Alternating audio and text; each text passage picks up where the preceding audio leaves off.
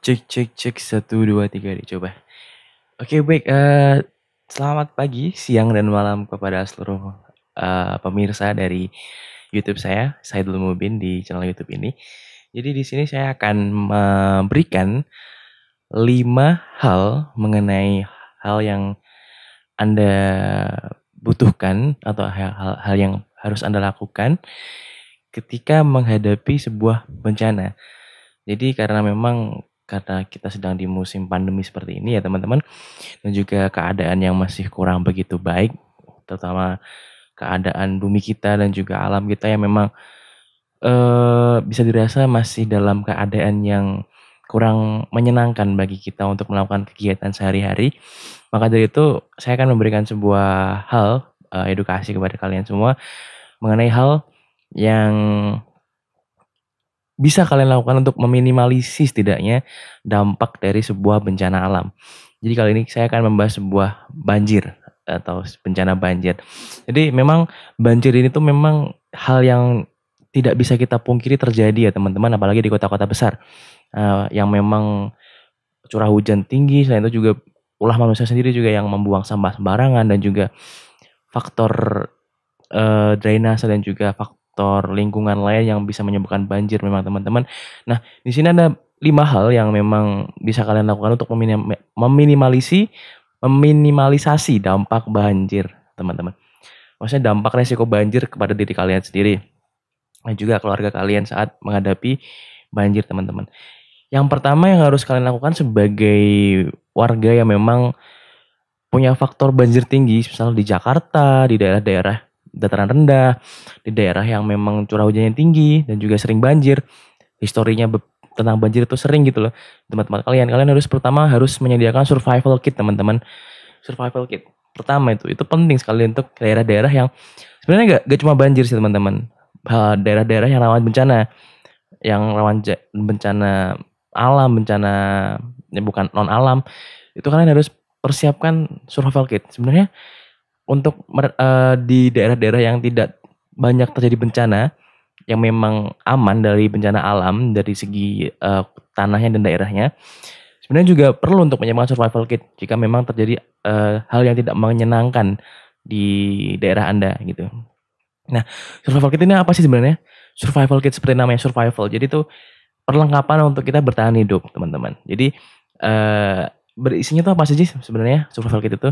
Survival kit itu sebenarnya itu isinya paling penting adalah makanan, teman-teman. Makanan, minuman, dan juga uang cash. Uang cash karena kalau kita di bencana kan kita pasti kan kalau banjir kan listrik padam, dan juga fasilitas internet kan juga masih juga ikut kurang maksimal kan, maka kita harus perlu uang cash, kita perlu siapkan di dalam tas itu teman-teman. Dalam survival kit itu uang cash, makanan ringan, dan juga tak lupa obat-obatan teman-teman. Obat-obatan itu juga penting sekali untuk menunjang survival kit itu. Karena kan kalau kita di dalam waktu-waktu yang seperti itu ya, itu sangat rentan untuk kita untuk sakit gitu. Jadi perlu sekali untuk kita menyiapkan obat-obatan dini. Obat-obatan yang memang jika kita punya penyakit A, kita harus persiapkan obat itu di dalam survival kit itu, dan juga obat-obat mainstream lainnya seperti paracetamol, obat-obat panas, obat-obat sakit kepala, obat diare, dan juga obat-obat lainnya yang memang ya di situasi yang genting seperti itu memang harus perlu untuk kita persiapkan obat-obatan, teman-teman. Kemudian yang kedua adalah yang perlu kalian perhatikan ketika banjir, teman-teman, itu adalah cabut aliran listrik, teman-teman.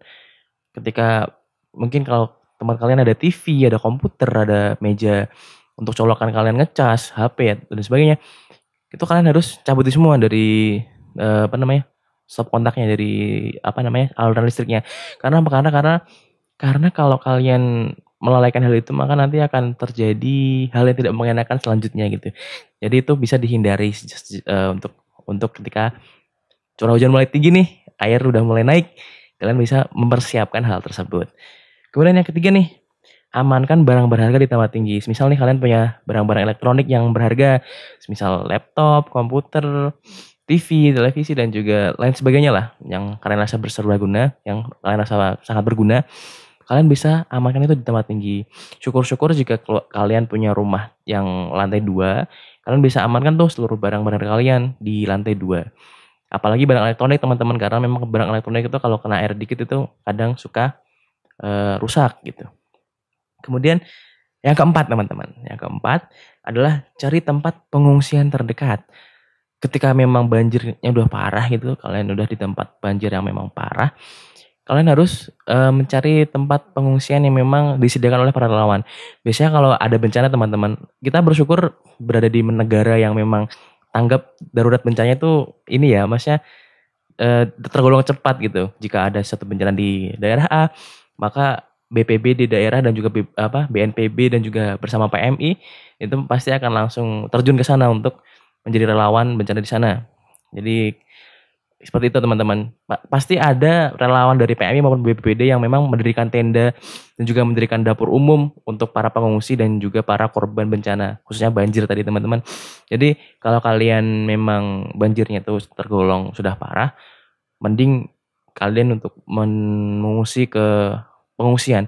Kalau kalian punya saudara jauh yang memang daerahnya aman, kalian juga bisa untuk tinggal di sana sementara waktu.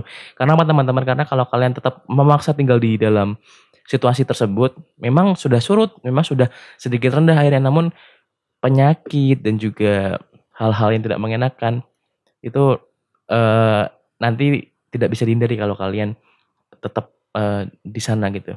Kalau kalian mengungsi pasti ada beberapa hal yang bisa dihindari gitu. Maksudnya yang tidak mengenakan ya.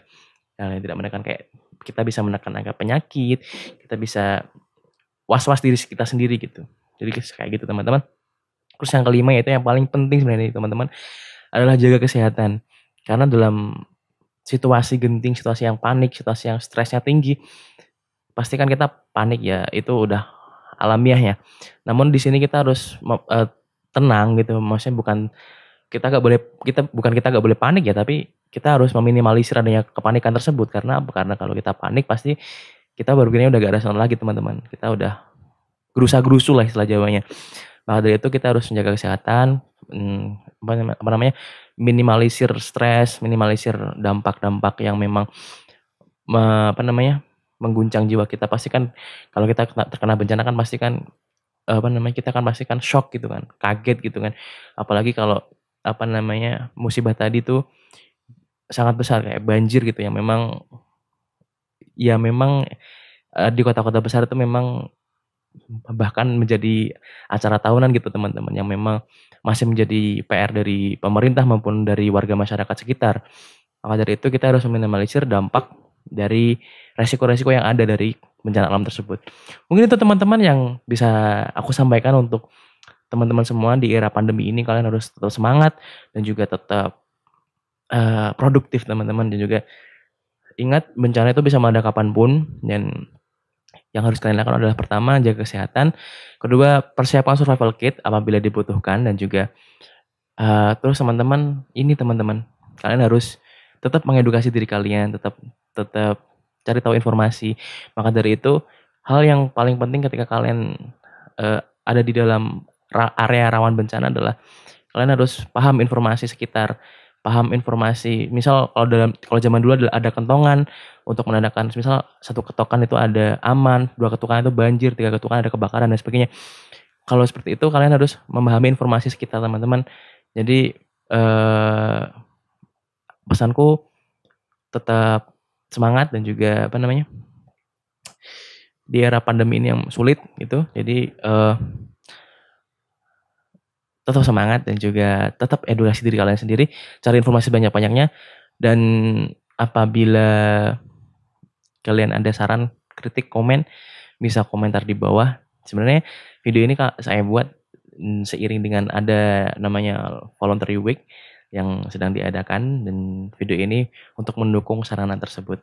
Jadi tetap semangat teman-teman dalam menghadapi pandemi ini.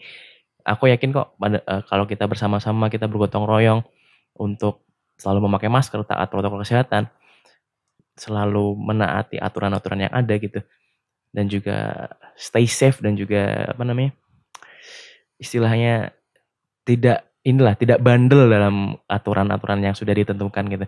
Aku rasa kita bisa bergotong royong, kita bisa bersama untuk menghadapi virus yang menyebalkan ini. Mungkin sekian dari aku teman-teman. See you in the next time.